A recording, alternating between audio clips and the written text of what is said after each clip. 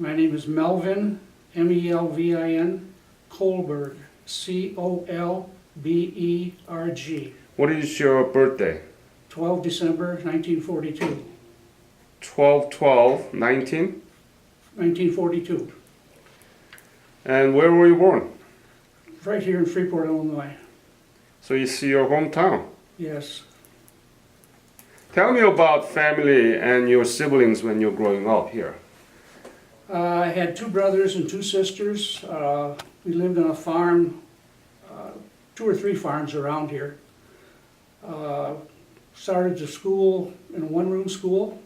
One-room school? One-room school. Even you born in 1942, so it's more like a 10-year younger than average Korean War veterans. Well, I served in Korea in 1967 and 68. Right, but I'm not talking about that. You born 1942 and there was still one-room school? Yes. Tell me about it. Well, there were all 8 grades. All 8th grade? All 8 grades. No, I mean from 1 to 8, right? 1 to 8. 1 to 8. One teacher, and there was no bathroom facilities inside. It was an outdoor toilet, and water was carried in from the well. No water inside. It was heated by a stove in the wintertime. Wow. There was a couple grades had nobody in them. Some grades had 4 or 5 in them, and we got along good for the difference in ages between 6 and 14. How is it possible for one teacher to teach 1 to 8th grade? Well, I think of the older kids helped teach the younger kids. And the younger kids heard what the older kids were learning. So it was kind of a toss back and forth so that everybody got to know what they needed to know. But it was a cooperative effort between the older kids and the teacher to teach the younger ones. So, do you have a message for our kids right now who are in the school that cannot be comparable to that of your school that you went and all those environment? What would you say to our kids now? They're missing out on a whole lot of learning to get along with everybody. Because you get along with older people and younger people. It's not like the kids now where you have one class, one age group, and it kind of limits your sociological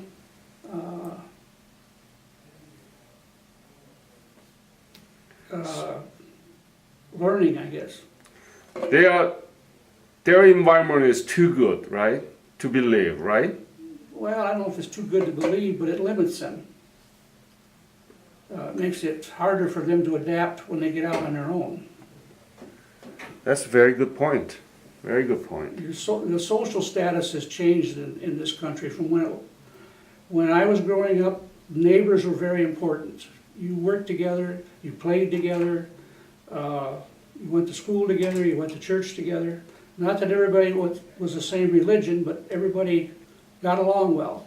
Today it's very hard for people in a group to get along well in this country.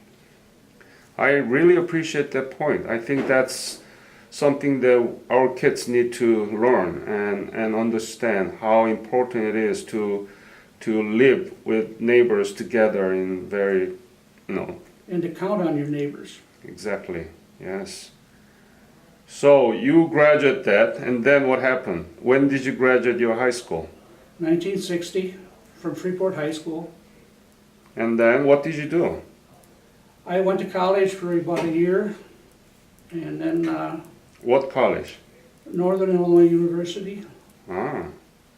What did you study? I was studying pre-engineering then. Did you finish the whole thing? No. What happened?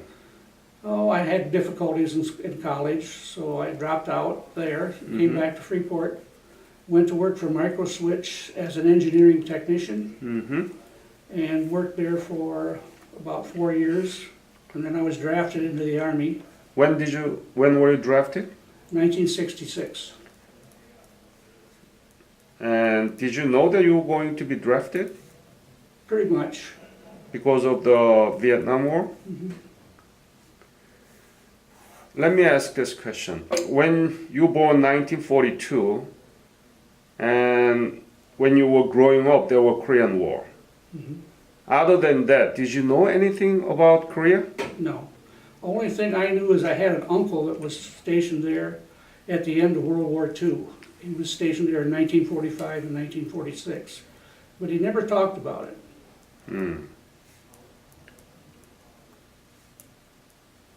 He never talked about it. You never asked about it. So you didn't know much about Korea. No. Mm. He was a medic and was sent there at the end of World War II when the American troops went to Korea. Yeah. When Korea was liberated from Japanese colonial control, they occupied for 3 years and Right. then withdraw. So your uncle was part of that occupation. That's correct. And you were in Northern Illinois University, even though your major was engineering, but still you got higher education and you didn't learn anything about Korea in the university either? No. No. So, when you were drafted, where did you get basic military training? Fort Campbell, Kentucky. Fort Campbell. And how was it? Did you like it? I can't say I disliked it, but it was different than what I was used to. Mm-hmm. Again, it's getting along, learning to get along with people that you don't know. But you already trained in the one-room school, Right. right? And we had all kinds of people in my enlisted company. And Fort Campbell was the home of the Screaming Eagles, the 101st Airborne Division, 101st paratroops. And they were always trying to get us to volunteer to join the 101st. Ah, And they almost had me talk into it. One day we were watching them jump out of helicopters and I saw a man jump and his chute didn't open. wow. And that talked me out of it right there. Yeah, that's my fear. Always, when I look at those jumpers, what if, that question I cannot stop. That's right. Because it's just one, right? Mhm. Oh boy. So what happened to you? Well, after I was done with basic, then I was sent to the U.S. Army Missile and Munitions Center and School at Redstone Arsenal Missile and what? Munitions School. What is that? They teach the people on how to work with ammunition and rockets. And I went through their course on land combat missiles and came out with an MOS of 27C, which was Land Combat Missile Repairman. And in October of 67, I was told I was going to Korea to help receive the first shipment of red-eye missiles coming into Korea. Red-eye missile? Mm-hmm. And tell me about your MOS a little bit more. You can repair the missile? Well, it was more that we were in charge of testing and inspection. So there was a lot of electronics involved with these missiles. Right. And every time they were moved, they had to be retested to make sure that the movement hadn't messed up the electronics. So we did a lot of work just testing to make sure they were still usable and making sure the stockpile was usable. So you look into each missile and see if it's working. Put it on a test set. Test with the test set. Right. And so it's quite simple. You just put the test set and just link it and see if it's working. Go through a sequence of operation to make sure it was still operational. Mm-hmm. Tell me about red-eye missile. What is it like? What's new? Well, at that time, it was the first shoulder-fired anti-aircraft missile Oh, that the Army had. And this was the first shipment to Korea at that time. There were 3 of us sent over there. We were not in the same units. so it is to shoot down the Enemy- aircraft, Right. enemy aircraft. Right. In 1967, so at the time it was F-5A, right? Most of it, F-86, F-5A, Well, the F-86 was gone from Korea then. When I was there were no fighters at all, when I first got there. Mm-hmm. Then, when the attack on the presidential palace took place and the Pueblo was taken, then they brought fighter aircraft in from Okinawa. Mm-hmm. I felt so sorry for those guys because it was in the winter. Okinawa has Yeah. a summer all year round, and they came there with short sleeve shirts, no parkas, no cold weather gear, and they're out on the flight line, the mechanics, the pilots, their security people with short sleeve shirts, and trying to survive out there doing their job. And it was tough for them. So let's talk about when did you leave for Korea from where? I went from Redstone Arsenal in Alabama Mm-hmm. to Fort Lewis, Washington. From Fort Lewis, we flew to, You flew. yes, to Anchorage, Alaska for refuel, then to Japan, and then up to Korea. Where did you land? In Korea, Mm-hmm. at Kimpo Air Base. Gimpo. So your position, your experience is unique, okay? Mostly I've been interviewing Korean War veterans, and what they saw was the Korea in 1950, Right. which was pretty much demolished, so poor, miserable. Now, you went there in 1967, or when did you arrive in Gimpo? October 1967. And that's more like 14, 15 years after the war. And there has been some change already made. Tell me about this, because you can tell us and teachers and students that will listen about the Korea in between 1950, current, and you are talking about middle one. You have a unique perspective and memories about the Korea in between those. What did you see? There were not a lot of paved roads. We were, if you know where Yongsan is, we were north of Yongsan in a small village, Seok-Sudong. I'm in Yongsan. Okay, Yeah, Itaewon. okay. MSR-1 ran past What is MSR? main supply route. Uh-huh. It was a paved road, two-lane highway, blacktop. There was a railroad running along there. When you looked at agriculture there then, they were still using the water buffalo to plow. Some people had rototillers, big rototillers, but there was no large farm equipment. People still lived in small one-room houses. They still heated with the little fireplace or furnace in one end, and the heat went through the floor and then out through the chimney. That's actually a very scientific and healthy way to Yes. warm. Yeah. I remember close to Yongsan there was the Korean Hollywood where they made movies. There were not a lot of factories, at least in the area that I was at. And once you got off that main supply route, you were either on dirt roads or maybe gravel, but no paved roads whatsoever.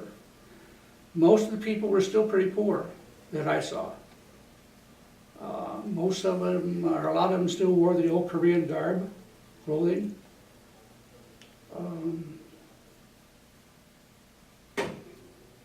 You didn't see much of the Korean military where I was, even though there were large storage areas of artillery projectiles and stuff. I was in a special ammunition unit, and we had our own storage area back in the mountains. We did our thing. Didn't get out in amongst the public a whole lot. When I first got there, our commanding officer was very liberal. If we got our work done by Thursday, we could have Friday, Saturday, and Sunday off. And then he left, he got promoted, and a new man came in, and he believed that a busy GI was happy GI, so we worked 7 days a week. So we didn't get out much. And then the attack came on the presidential palace, and the Pueblo was taken. 1968, 9? 1968. 68, yeah. And that tightened things up very much. We weren't allowed to go anywhere then for quite a while. We were restricted to our barracks pretty much. So let me ask this question. Have you been back to Korea since then? No. No. Do you know what's happening now? What's Yes. Korea now? So how can you put this too? I mean, you know what happened during the war, right? Not you didn't see it in your eyes, but you know. You were in the late 1960s, and you know current Korea. How do you put that into perspective? What do you think about that? Well, it has changed a whole lot. Korea has flourished. They're one of the major suppliers for the world of cars, and a lot of other things. I have a friend who is still working for the Army. I worked for the Army for 32 years after I got out of the Army. And his specialty is Korea, and we meet twice a year yet and talk about it, because he was stationed over there, and he is the explosive safety expert for the stockpile of ammunition in Europe, or I'm sorry, in Korea. What's his name? Greg Heelis. And still in Korea? No, he works out of the United States. He works for the Defense Ammunition Center. And he's a logistics management specialist. Mm. But his specialty is storage of ammunition. And he's an expert at it. And what he's talking about Korea? Well, he spent a year there as a surveillance inspector in the, probably the 1980s. Came back to the States, switched career programs, went to work as an explosive safety person, and has been doing this kind of work worldwide ever since. And like I say, he likes Korea, and he specializes in their needs, the military's needs over there. And as the military shifts from being frontline, in other words on the DMZ, this is US military, back to being a reserve unit, I guess I would say, as the ROC Army took over the DMZ responsibilities, they have had to shift their ammunition storage areas. And right now they're going through a shift as they give up some of their camps and moving back further south. They're having to move their ammunition stocks with them. And they're going in to build up neighborhoods, so they have to do some creative storage ideas for ammunition. So what was your rank when you arrived in Gimpo in October? I was a private first class. PFC. But you have such skill, very specific skill to test the missile, right? So you must be treated very well. They didn't know what to do with me. What do you mean? You were sent to do that job, but they didn't know? They knew, but this was something new. The unit that I was assigned to was special ammunition, and that was basically nuclear. And they didn't know what to do with a person that wasn't nuclear oriented. So I did a lot of things while I was there. So there was a nuclear weapon, right? At that time. Yeah, in 1967. Right. They actually deployed in 1957, and then they, I think, withdraw 1991. So tell me about your life there. Did you stay in Gimpo, or did you go to Osan or any other air base? I went to the 83rd Ordnance Battalion. Could you slow? 83rd Ordnance Battalion. What is that? Ordnance. Ordnance of 8th Army? 8th Army. And where was it? That was in that little village, Siok-Sudong. Yaksudong. And what this Ordnance Battalion do? They were responsible for the special ammunition in Korea, the northernmost depot. What kind of special ammunition did we have at the time? Oh, we had the Honest John, they had... The missile. Right. That was for the airplane, right? No, Honest. that was ground launched. Oh, okay. Earth to air. No, that was ground launched with artillery to same as the regular conventional artillery, only Got it. it was rocket launched rather than fired from a tube. And what else? They had the Hawk missile system, Uh-huh. they had the artillery rounds, 8-inch, and they were responsible for the storage and maintenance of all those rounds in Korea. So what did you do there? I worked mainly in what they call the rocket motor section. We worked on Hawks, Honest Johns, Red Eyes, that type of stuff. Especially what did you do with that, for example, red eye missile? What did you Well, do? there we mainly just tested. The Hawks, we actually rebuilt. Missiles, if they got dropped or something, we would rebuild them. The Honest Johns were issued to the South Korean Army. They didn't have the warheads, but they had the rockets, and they had trainers, and we rebuilt the trainers for them. So that's the part that I am very, very interested in. The Korean War veteran, they fought during the war. U.S. forces in Korea, it wasn't war. I mean, technically we were at the war, and there was a second wave of the Korean War in 1960s, but it wasn't real war. Well, it was to a point. Yeah, but my point is that many of what you did as a U.S. forces in Korea actually transferred the knowledge in many different ways. Transferred the technology, knowledge in many different forms. For example, the U.S. military presence there actually give Korean people about scientific management system, organizational system, classification, everything that U.S. had at the time is strange to the Korean people, and they learn from it. Mm-hmm. So to me, the contribution made by the U.S. forces in Korea is tremendous, but it's not visible as the war. That's why I think we need to tell more about these things and illuminate it again so that we can see real contribution made by the U.S. forces in Korea. It's not just military, it's a culture, it's a philosophical kind of notions and economy. Tremendous. You guys spend a lot of money in Korea, right? And you train those Korean soldiers so that they can learn about how to repair this, how to test it, and so tell me about that part specifically. What kind of training program? What did you actually do to teach them, and how do they perceive it? I mean, are they good, or think about those details, please, as much as possible. Well, because most of the stuff we worked on was classified, the Korean military was not involved with that very much. But you told me that you were teaching them, training them. No, we weren't training them. We were on the conventional side. Now, the battalion that I was in had a special ammunition company, which I was in. It had a conventional ammunition company, and it had a transportation company and physical security. Mm-hmm.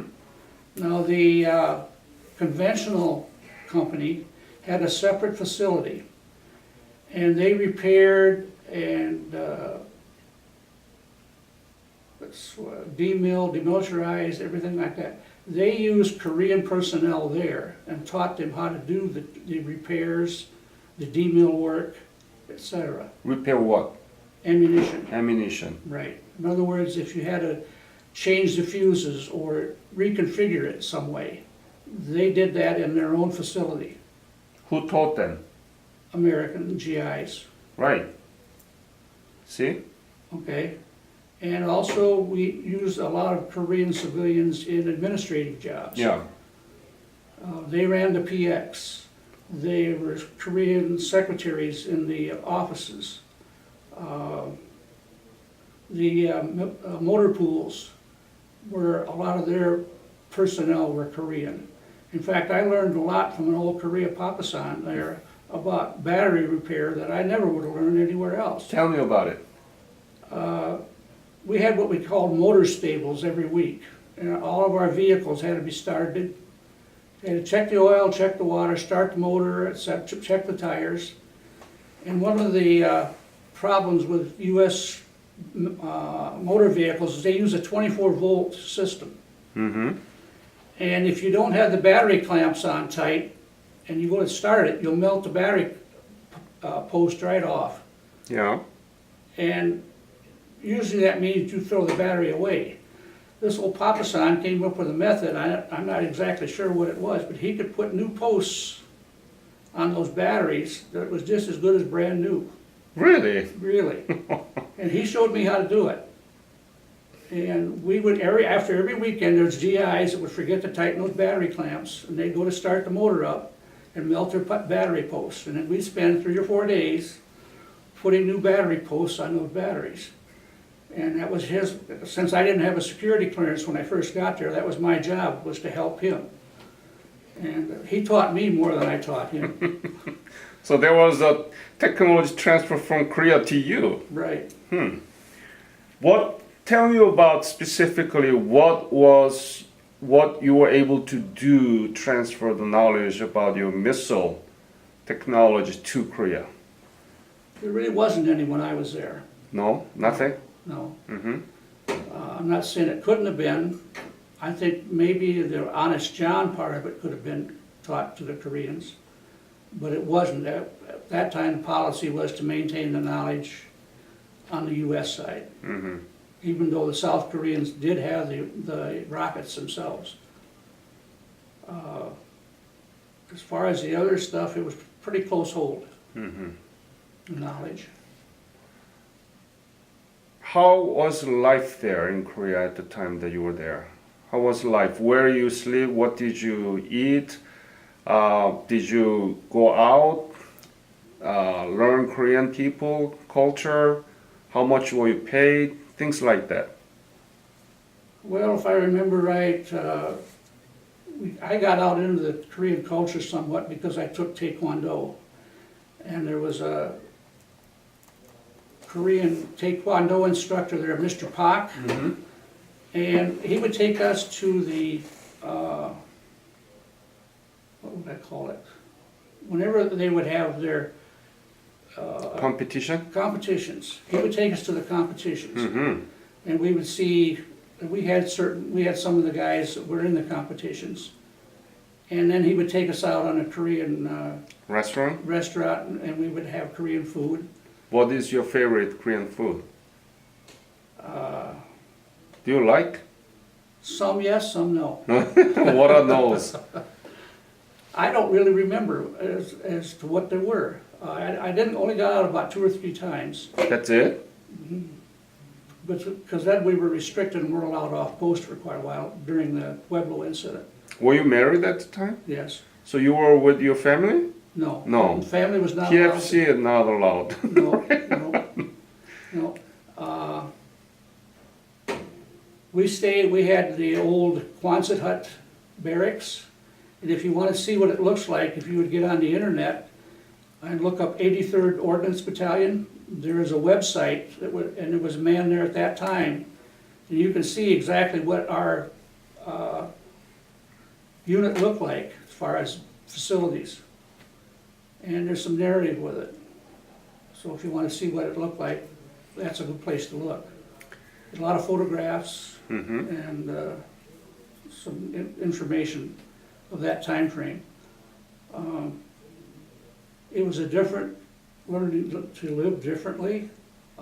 We had houseboys, which we weren't used to. This did a lot of the, what I'd call the clean up and make the bunks and et cetera. The meals were so-so, What do you mean? You had the American food, right? but it wasn't the greatest. We had no fresh milk, we had no fresh eggs, At the time either? no. Wow. Powdered milk, powdered eggs. Once a month, one thing that most of the troops hated is there were old sea rations left over from the Korean War, Yeah. and they had to get rid of them. Once a month, the cooks would have sea ration stew, which means they put everything in a big pot Right. and mixed it up and then served it over biscuits or something like that. And that's the days most of the people ate in the snack bar. Okay. Ramen, right? Do you like ramen? Instant noodle? No, yeah, they're okay, yeah. Yeah. I know this Mr. Helis I talked about, he loves them. But I never got used to them. How much were you paid? Oh, I think I got about $70 a month. You kidding me? No. Korean War veterans, they were paid about $100. And you were paid less? Well, part of it went to my wife. So total, how much? Oh, it was about 120 total. As a PFC, it went up to 160 when I made Spec 4. 120 PFC. And how much did you send to your wife? Well, I kept about, I think I started out with 60, about half of it went to her. And with that money, they provide you everything, right? Mm-hmm. So what were you doing with that money? Well, I bought things to send back home, and we could go out into the village, once in a while. So with $100, what was possible to be purchased in the United States? $100 at the time. Give some sense to the students that what could $100 could buy. Gasoline back here then was probably 25 cents a gallon. Mm-hmm. Now it's $2.50 a gallon.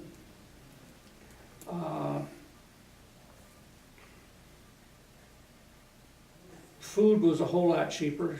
Hamburgers were a quarter, 25 cents. Pop was 10 cents, or Coca-Cola.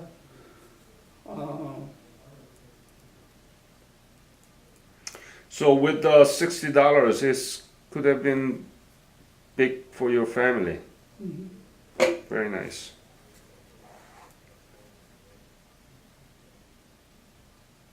Were you able to look around the Korean Peninsula? Not too much. Not too much.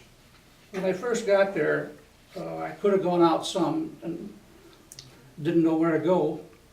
And then when it got so that I could kind of figure out what was going on, that's when they restricted us and couldn't do much travel. Was Korea your primary destination? There must have been other choices like Well, Germany and other parts, right? Well, Vietnam was the big one then. Okay, so you got out of there, right? Thank God. Here. Germany, Alaska, Japan, Okinawa were the big places to go to. I preferred Germany and Alaska. One, because my wife's parents came from Germany, Ah, so we thought we could go over there and find some relation, etc. But didn't get to go. So it was somewhat of a disappointment, but I was not disappointed after I got there because I learned a lot. what? Well, Tell it's me. a different culture. The world is not all the same. Mm-hmm. At that time, a lot of the Koreans were really struggling. They were still sort of like fighting with the North, not actively, but sporadic incidents. I put Korea back in probably the 1950s at that time, as compared to us in the United States. The police officers, I marveled at the old Korean, what I would call state police, because they had the old Harley Davidson motorcycles and the leather jackets and the white helmets and a M3 submachine gun across their chest, and you saw them around. The average Korean policeman had a black uniform, carried an M1 carbine. I remember once we were sent out one night to go do a tech assist at a site, and we got done about 3 o'clock in the morning. And at that time, there was a curfew from midnight till 6 o'clock. Nobody was supposed to be on the road. Well, the warrant officer decided, well, we're going to start back. And we started back.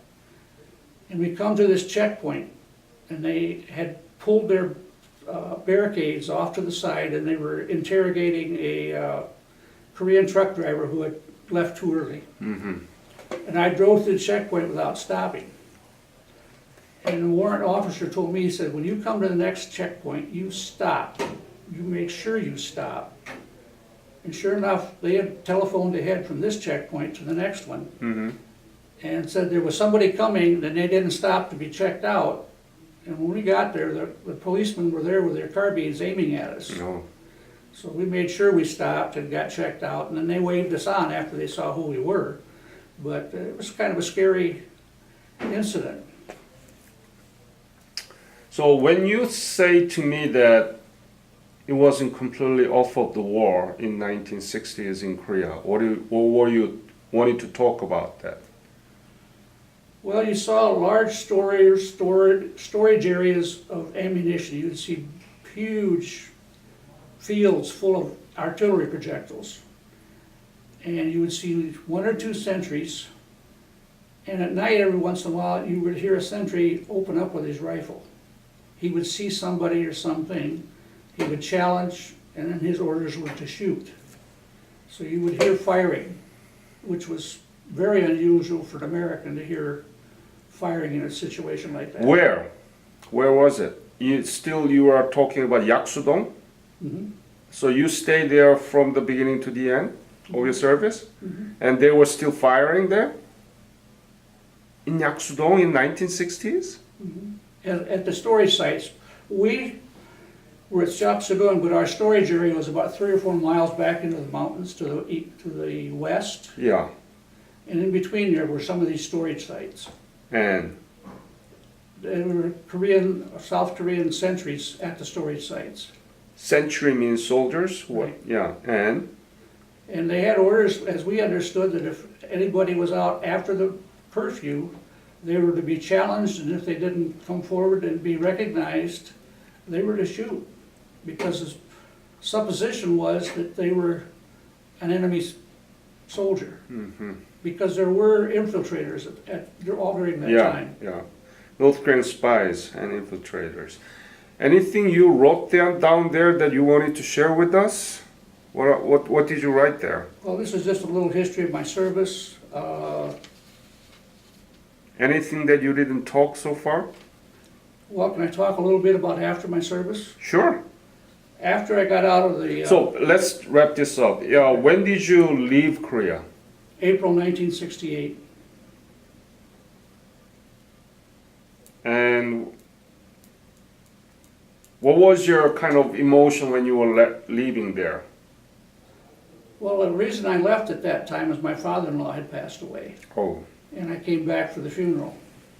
I see. And so it was kind of a rush to get out of there because the telegrams telling me about his illness and death got mixed up, and the telegram about his passing away got there before the telegram that said he was sick.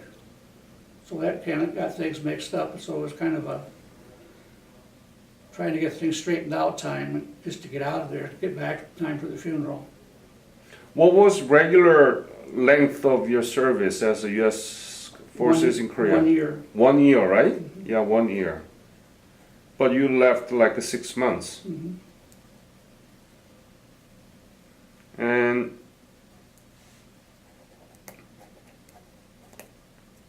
when you left, did you think about the future of Korea like this today? Not at the time, no.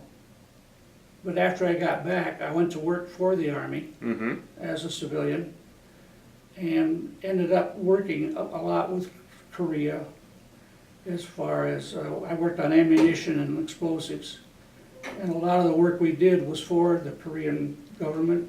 So that's the one that you want to talk, right? So talk about it, please. Go ahead. Okay, I started out working as a technical manuals writer at Savannah Army Depot. And we built specialized machinery to work on ammunition, stuff you can't buy off the counter elsewhere. And some of that ended up going to Korea. I progressed up to be an equipment specialist, and then we worked a lot with making sure the equipment was working properly and stuff. We went overseas to train people in the different countries and how to use the equipment. Then I became an instructor at the ammunition school, teaching ammunition managers, interns on how to manage ammunition. And then I went to work for the Army's Technical Center for Explosive Safety. And there we did the site plan work for storage of ammunition all over the world, as far as the US is concerned. And we did accident investigations and things like that. And at the end of my career, we were doing explosives ordnance cleanup. In other words, wherever US troops had been and used ordnance, we had to go back and clean up any ordnance that had been left there, whether it had been fired or just left. And we did that all over the world. I worked specifically with Panama, Great Britain, other fellas and gals you worked with what we're in Korea. We also work with the surveillance inspectors, if you're familiar with them. That's a civilian group that goes wherever the Army goes, and their job is to inspect ammunition to make sure it is serviceable at all times. Work closely with them. So there is a tremendous impact of your military service and career into your civilian life. I learned a lot. That's very good. Very nice. Anything else? No, I think that's pretty well covered. So, what do you think about? Are you the member of Chapter 150 here? Yes. Yes. What do you think about the relationship between Korean War veterans and Korea defense veteran? You are the Korea defense veteran. Right. I think the relationship is good. A lot of the Korean defense veterans have not joined our chapter because I don't think they really know how they fit in. Right. And we're working right now to recruit more and more of those people. Because to me, what happened in Korea was a success story for the Koreans and for the Americans. Yes. It's probably one of the few success stories that we both have shared. Exactly. And I know where Seoksadong was, where our barracks were, is now a high-rise building.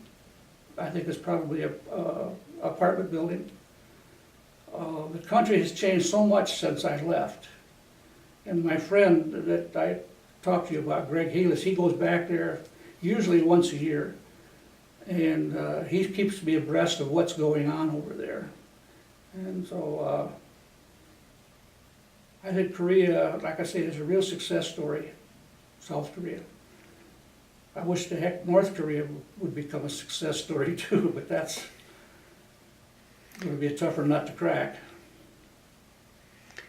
But as we don't teach about this success story, it's a shame actually. As you mentioned, there has been many wars that U.S. has involved after the World War II. Name any war that came up with such a success story. There are none. No, right? It's all mess. Iraq, Afghanistan, now ISIS, and all other wars. It's a mess. This is the only successful story, and we don't teach about this. No. That's why we are doing this. We are making digital history contents that teachers can use in their history and social studies class activities. So we are making those, using yours, and yours is very unique, right?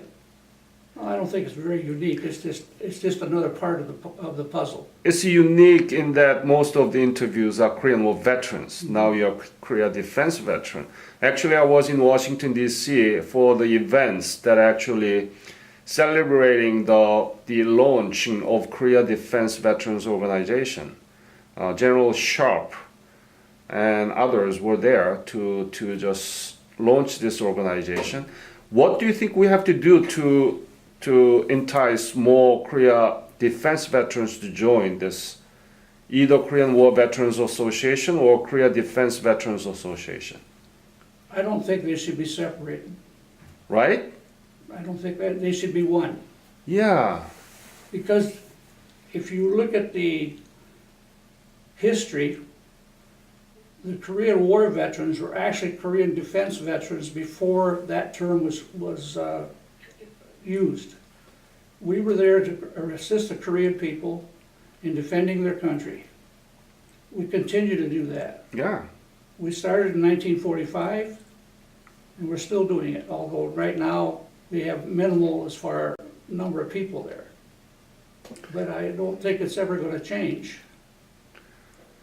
That's an excellent point. I share that with you. I mean, but these people, especially the top people, wants to have their own organization and they want to separate from Korean War Veterans Association. I don't think that's the right way to do it.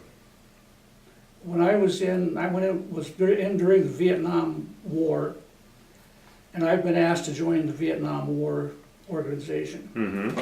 But I really don't feel an association with that as much as I do with the Koreans, because I was over in Korea, and I have more of an association with what happens there than I do with what happens in Vietnam. Yep. And Vietnam was not a success story. Nope. Absolutely not. So that's why we are doing this, and I'm really thankful to have you here because you can talk to young children about what happened and in between. And your perspective is very important, and especially the point that you talk about one-room school. That's a really good lesson that these young kids, our kids, need to know and learn. Any other story that you want to share with me today? No, I don't think so. I think that covers it pretty well. Pretty well? Are you proud to be a Korea defense veteran? I am. All right. Very nice talking to you, and thank you for sharing your story.